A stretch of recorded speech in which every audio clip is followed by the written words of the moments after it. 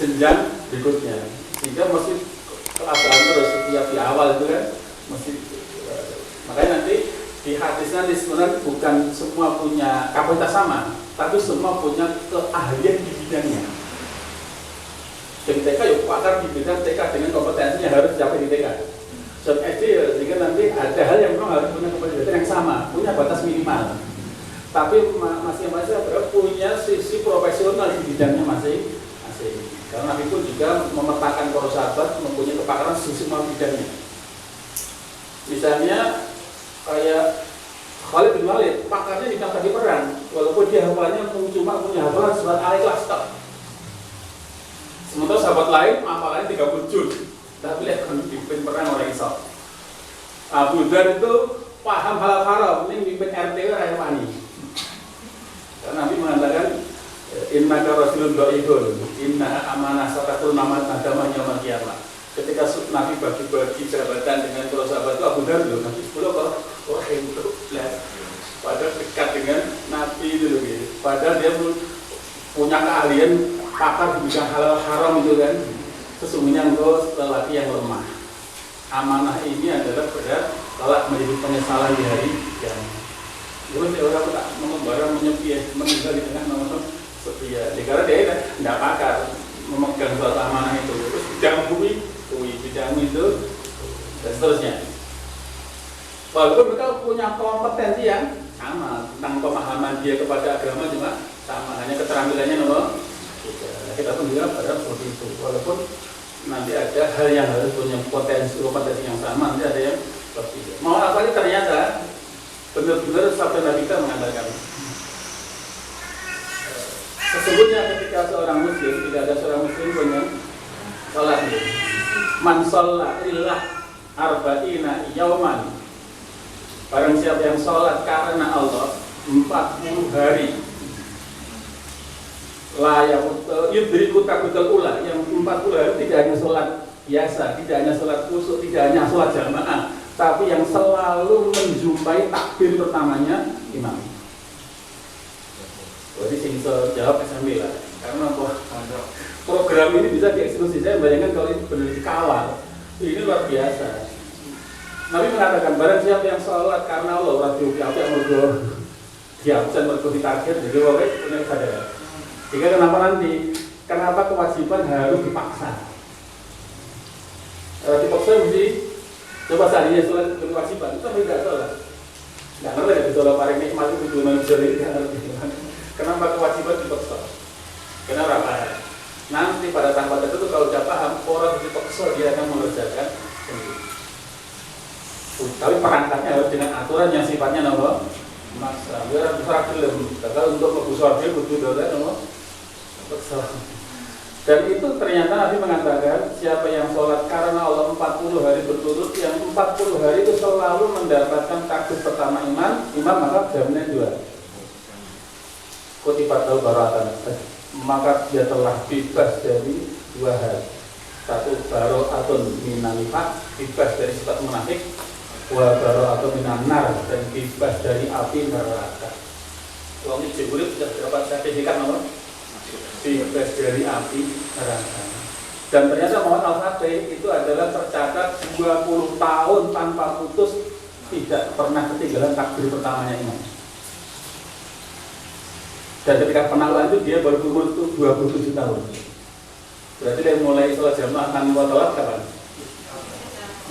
20 tahun mencatat rekor selalu ikut sholat jamaah, tidak pernah ketinggalan takbir pertamanya. Apa dia ini ngomong terus? Enggak. Jadi bayangkan, sebelum penaklukan itu dia sempat menyamar menyusup di benteng itu. Jamaah yang tidak ada. Ya, dia bukan nongkrong, ya Pak nongkrong nganggur tak bisa jaga sholat. Dia punya aktivitas yang luar biasa. Sejak kecil saya Samsudin mesti ngajak-ngajak di pinggir sholat sore jadi percobaan itu. Nah, engkau nanti saya akan menaklukkan itu. Mengesu dijak dulu dan di seberang sana. Artinya apa? Dimotivasi terus tiap hari bahwa dia nanti akan itu mulai umur di tahunan itu Dan kita kan interaksi dengan anak berapa tahun lah interaksi dengan anak itu. Harusnya ada kalimat yang diulang-ulang sehingga terekam sehingga menjadi energi untuk menjadi. Dan betul ketika pada saatnya kemudian benar-benar menaklukkan benteng Konstantinopel, ya itu tidak terjawab oleh generasi terbaik sahabat tabi'in. Jadi potensi menjadi penolong agama itu siapa saja betul. Itu ternyata betul. Kemudian yang menjadi luar biasa lagi Allah berfirman wasta'inu bis-sabri was-shalah, dan mintalah pertolongan apapun kepada Allah melalui sabar dan salat. Hanya tidak mudah. Allah sudah mengatakan wa innaha lakabiratun illa al-khashiyin. Sesungguhnya itu sangat-sangat berat kecuali atas orang yang khusyuk. Siapa orang khusyuk? Alladzina yadunnuna annahum mulaqu rabbihim, yaitu orang yang yakin bahwa dia nanti akan ketemu Tuhannya, wa annahu ilaihi raji'un, dan dia yakin akan kembali kepadanya. Kemudian contoh real bahwa di tahapan wahyu turun setelah Iqra itu kedua nomor surat Al-Muzammil, yang walaupun ketika itu sudah dikenal perintah sholat itu, tapi hanya 2 waktu saja, sholat pagi dan sholat petang. Karena sholat yang dikukuhkan 5 waktu itu di tahun apa? Amal Husni, ketika beliau tinggal rapat istrinya, pamannya, kemudian di Isra Mi'raj kan ini. Bahwa di situ diperintah berapa? 50 hari ini. 50 gitu. Jadi ketika dapat perintah Isra berarti itu perintah berapa? 50 waktu. 50 waktu sehari semalam. Terus itu kalau di breakdown berarti tiap 28 menit sekali kita mengerjakan apa? Itu tidak main-main. Nabi dipanggil langsung menghadap Allah, yang itu berisiko luar biasa, berisiko dibully karena di tengah tantangan luar biasa dakwah, tapi cerita lek tak semua neng tambah saya parah gitu. Dan benar ketika menerima perintah itu, Nabi siap sami nawata siap. Cuma di kedua-kedua yang diprovokasi Nabi Musa di langit 6 itu, Muhammad itu apa? Sholat di bawah. Wah, kita kekurangan, umatku nggak kuat. Nabi mengatakan ini kuat betul nggak? Lalu Nabi kan sami nawata, karena ini perintah, siap laksanakan. Nggak ada pilihan lain ketika Allah sudah memerintahkan. Kenapa Nabi yakin? Ya jelas la yukallifullahu nafsan. Allah nggak pernah membebankan seorang pribadi pun kecuali di dalam ambang batas apa? Mampu sebetulnya. Coba kalau kita sharing, jangan rata-rata sholat berapa menit sekali sholat? Standar 5 menit. Kali 50 berapa? Dibagi jam berapa itu? 4 jam. Itu saja kerja buruh itu loh di pabrik itu 8 jam kuat nggak ngeluh gaji UMR. Nah itu sebenarnya kalau 50 waktu itu dikerjakan berturut-turut itu mampu. Kalau saya pernah kerja di bangunan 50 jam itu panasan kuat loh. Nah cuma karena orang itu menganggap bahwa ini adalah pembebanan, itu harus dianggap apa? Bukan sebentuk pertolongan. Loh, gimana loh? Di surat Al-Zariyat kan tetap ya, wa ma khalaqul jinna wal insa illa liya'budun. Allah mendesain tidaklah diciptakan jin dan manusia kecuali hanya untuk ibadah sholatnya kemana? Kenapa? Ya karena itu tidak disambung ayatnya. Berikutnya apa? Dikatakan apa gitu?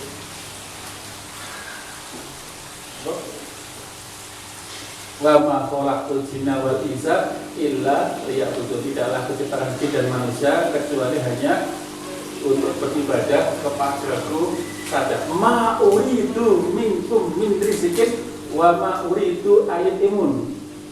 Saya enggak menghendaki kalau dengan pembebanan itu terus kamu memberikan rezeki kepadaku, malah tidak. Justru Allah mengenalkan innallaha huwar razzaq, dialah Allah yang maha pemberi rezeki. Tugas kita jadi mau urusan rezeki nomor Allah mengenalkan dirinya ketika perintah itu sesungguhnya Allah lah zat yang memberikan rezeki, dzul quwwatil matin, yang mempunyai kekuatan lagi punya keperkasaan.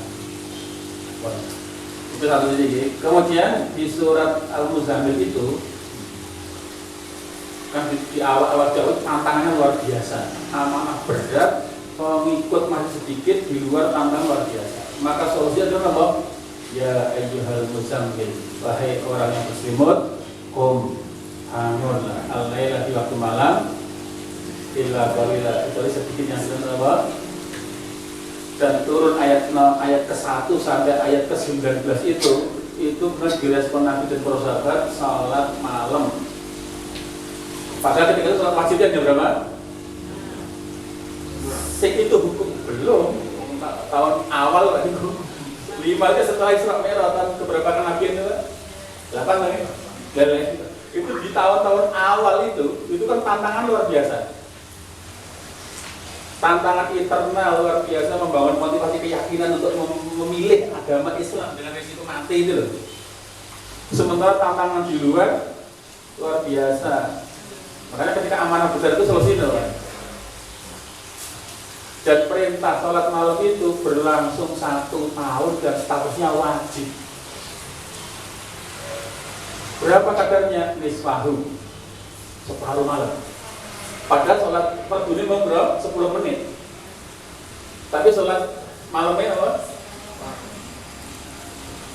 Nisfahu. Atau tidak kuat dikurangi darinya, kalau sedikit menjadi sepertiga. Atau kalau kuat awazin alaih atau tambahilah, jadi 2/3. Jadi ada 3 kategori. Ono sing sepertawan mengi itu sudah berapa jam Pak? 4 jam lebih. 4 jam ya, 3,5 jam. Ada yang separuh, ada yang 2/3. Dan itu berlangsung selama setahun. Baru di setahun kemudian ayat terakhir yang ke-20 baru turun. Makanya ini untuk mulai kebangkitan ada gerakan. Semua hal ini harus setahun mereka sesuai. Itu dipantau kesadaran. Dipantau. Kewajiban itu dipaksa. Itu dipaksa. Lihatnya udah buka bu, ngerti rahasia ini udah dipaksa. Karena diterangin kedawan itu. Ini sifatnya ada yang urgent, kudu laksanakan, keterangannya kayak ini. Kan ada bagian agama sifatnya kan, pokoknya laksanakan, belum terus pokoknya laksanakan. Dan penjelasannya kayak ini. Itu kan semua siap mengerjakan itu selama setahun ya. Jadi satu surat itu periode turunnya itu 2 tahun.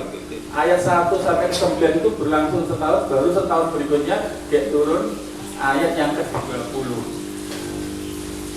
Kenapa? Akhirnya soalnya bukan beku. Buat kadang Allah itu tahu kamu itu ono sing coba kita urik dari sepertelon ini nyatanya kurang sama sepertelon itu dari separuh jadi kurang ya. Alam tuksu kamu tidak bisa menghitung jumlahnya ada jam kayak gitu. Maksud belum kita setengah ngomongnya urung jadi. Cuma kemudian Allah berapa nanti akan ada diantaranya yang sakit, yang tusuk nyambut gai, ada yang berjuang, akhirnya sebagai faktor umat kayak sarah minal itu sebagai yang mudah. Akhirnya cuma setahun dipaksa kon kudu punya target semua lebih karena itu dalam rangka mengakses pertolongan. Karena modal fisik itu jumlahnya sedikit, modal yang aktivitas nggak ada. Sementara dia harus berjuang untuk mengenalkan diri, untuk mempromosikan itu jangan persuasif kepada orang ketiga, tapi kita internalisasi dulu. Contoh misalnya ayat yang kemudian kenapa kita akan jadikan bahan hadis lagi kita mengatakan, jadi ini belum masuk punya komentar. Ini saya mukadimahnya setengah jam pengantar. Ini belum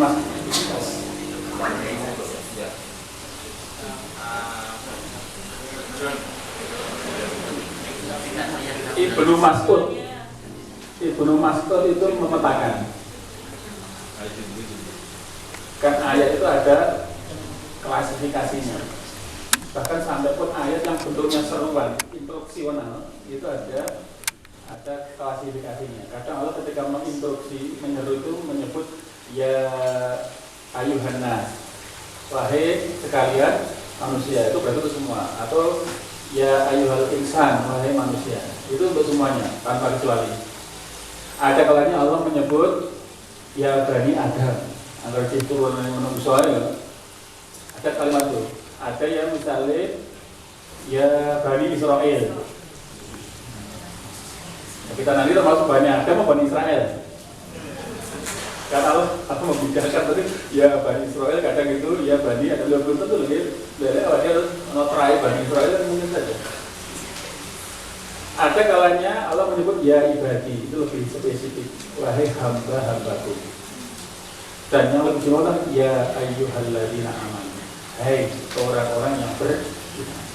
Makanya nanti akan punya efek ketika kita menyapa anak-anak kita itu dengan pilihan kata sapanya kayak apa, itu kan punya efek. Ya anak-anak, berarti bisa hasil berarti ahli weh, berarti itu balik. Lagi anak-anak itu orang ngerti tanggung jawab, itu balik itu dulu anak-anak lagi. Jadi kita disebut dulu berarti cahili rapo. Nah, ternyata Ibnu Mas'ud tertarik kepada seruan Allah yang dimulai dengan apa? Ya ayyuhalladzina amanu, wahai orang-orang yang beriman. Ini di Al-Quran ada berapa ayat yang ditulis gitu kan? Yang beriman. Nah, disebut itu kan nanti apa nih? Klasifikasi. Nah, ketika itu dimulai dengan hai orang-orang yang beriman, apa kata beliau? Far'ah sama maka fokuskan kendaraan. Karena penting belajar. Ketika diseru dengan ya ayyuhalladzina amanu, hai orang yang beriman, maka respon kita apa? Far'aha sam'aka. Di tempat yang lain fa'azri ilaiha sam'akum. Maka fokuskanlah kendaraanmu di kalimat setelahnya. Kenapa? Ada kalanya fa'innahu khairun, sesungguhnya kalau itu baik untuk marufi yang engkau diperintahkan dengannya, itu maksudnya engkaulah yang diinginkan Allah yang mendapatkan kebaikan itu sebelum yang lainnya. Jadi kalau isinya kebaikan yang untuk dikerjakan, maka yang dimaksud adalah Allah menghendaki engkaulah orang yang pertama yang mendapat kebaikan itu sebelum yang lainnya. Seandainya ausyarun atau ketika di belakangnya kalimat yang konotasinya buruk, tunha'anu yang kau dilarang darinya, sesungguhnya engkau lah yang ingin diselamatkan Allah yang pertama kali dari keburukan itu sebelum yang lainnya. Sehingga kadang-kadang kita kan nggak ngerti bahwa di balik itu ada kebaikan. Sehingga untuk bisa kita mendapatkannya, maka perangkatnya harus sebentuk perintah, paksaan. Sebab kadang-kadang kita nggak tahu kalau di balik perintah ternyata ada kebaikan yang diinginkan oleh Allah. Sementara juga kadang kita nggak tahu ternyata di balik larangan itu ada keburukan yang kita nggak tahu. Yang dengan itu sebetulnya Allah memaksudkan agar kita lah yang diselamatkan dari keburukan itu. Jadi kadang-kadang kan walau alamu wa antum la ta'lamun, Allah yang mau kita tahu, kamu nggak tahu, jangan sok tahu mesti. Boleh Allah perintah siapa laksanakan walaupun rapatnya paham. Asal yang perintah nama Allah itu siapa laksanakan. Makanya nanti kita nggak perlu ragu membuat suatu kebijakan kalau itu dasarnya nama perintah Allah. Kalau kita membuat larangan itu jangan tangguhkan kalau itu memang dasarnya nama. Karena kadar kemampuan kita mengakses ilmu itu kadang sangat terbatas. Dikatakan asa angkohit syai'an wa syahwatu, bisa jadi engkau senang sesuatu tapi jadi buruk, dan bisa jadi engkau suka pada sesuatu, benci itu pada itu baik. Di ujungnya kok wallahu a'lamu wa antum la ta'lamun, Allah yang lebih tahu sementara engkau.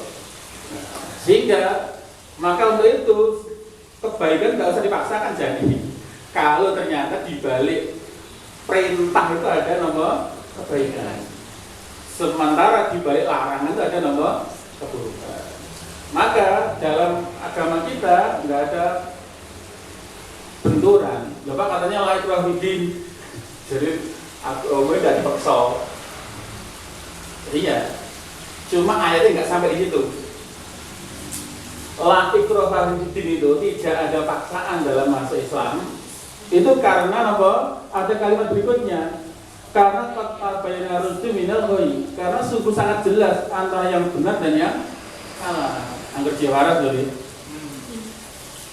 Jadi anak udah dipaksa, ayo 1+1 2 loh, ayo praktek 2 terus gitu.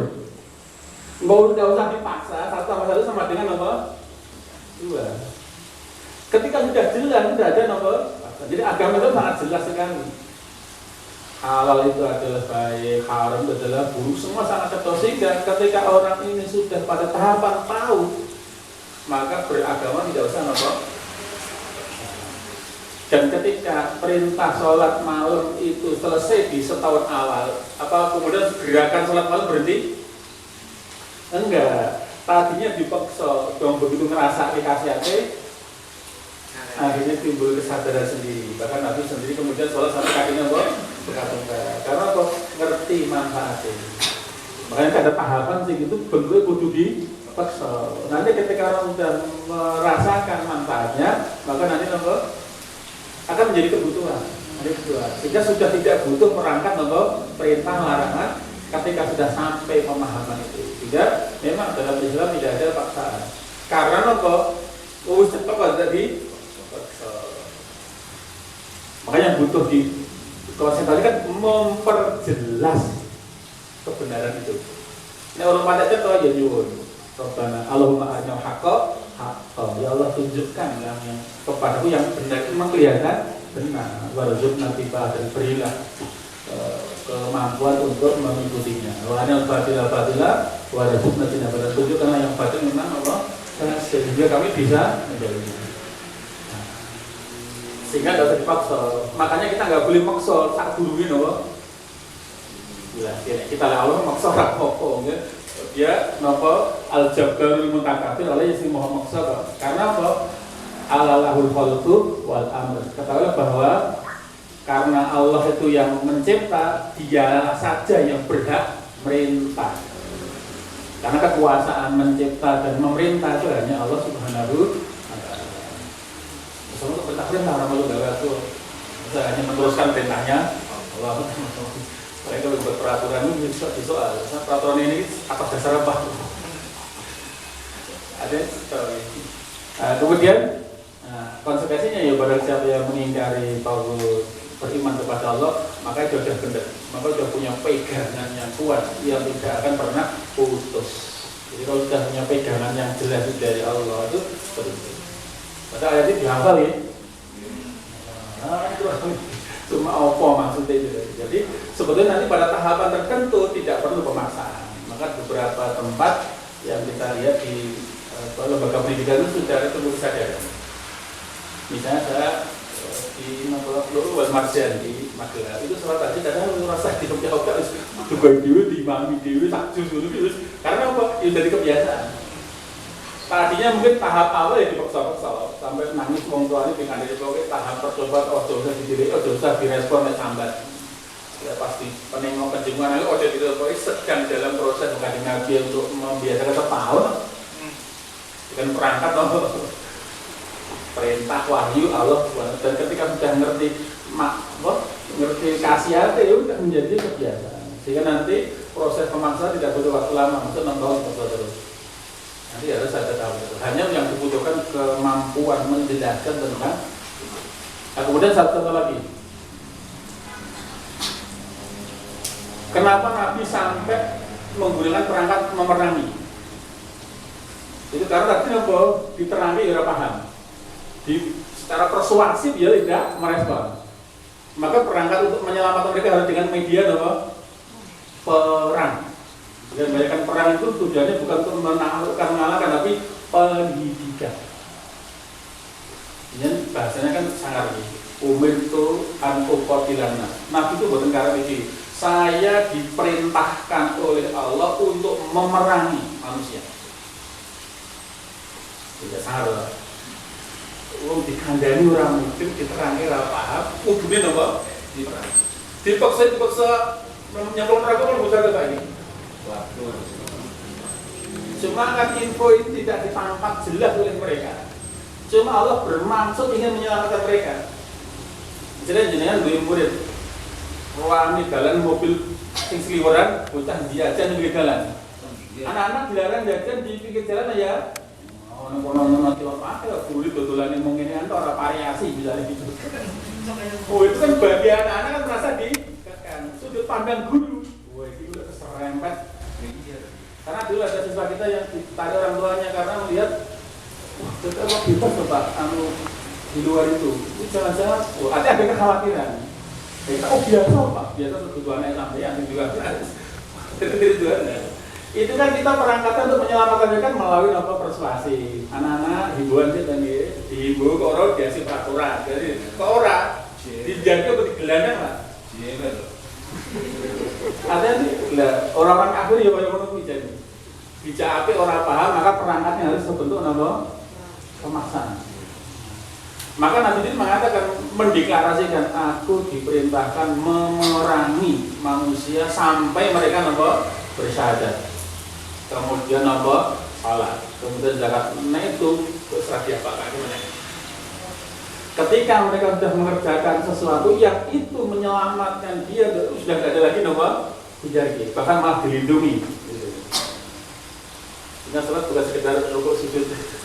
Wis salat Pak. Tapi itu perangkat untuk menyelamatkan dari kerugian besar. Ini orang paham, ya juga seperti ini. Jangan sampai ini kan era bebas Pak, nggak boleh ada pemaksaan di dunia pendidikan. Perang itu konteksnya adalah tarbiyah, pendidikan. Makanya dulu ketika penaklukan Bani Khaybar dengan beberapa kali percobaan tidak berhasil, sampai pada akhirnya Nabi mendelegasikan sahabat Ali. Di momen itu orang menunggu bahwa yang nanti akan bisa menaklukkan adalah satu kriteria seorang yang dicintai Allah dan Allah pun mencintai dia. Besok pagi Nabi malam itu ngasih goro-goro, besok pagi panjinya akan berikan kepada seseorang yang akan memimpin pasukan ini yang di tangannya terletak kunci kemenangan dan dia tidak seperti ini. Maka pagi itu berusaha 10 langsung baris siap menerima itu.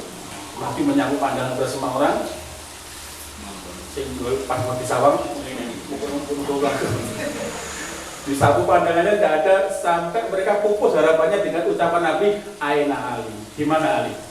Itu aku berarti sudah ada nama yang disebut.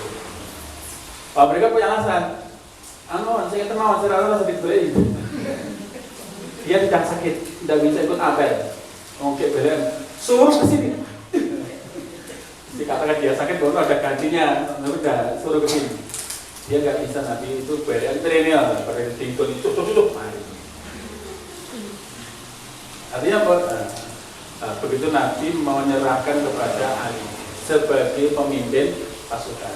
Cuma sahabat Ali sebelum menerima itu mempertanyakan, karena panglima pasukan itu bertanggung jawab terhadap pasukan. Perang itu konsekuensinya kalau nggak bunuh ya.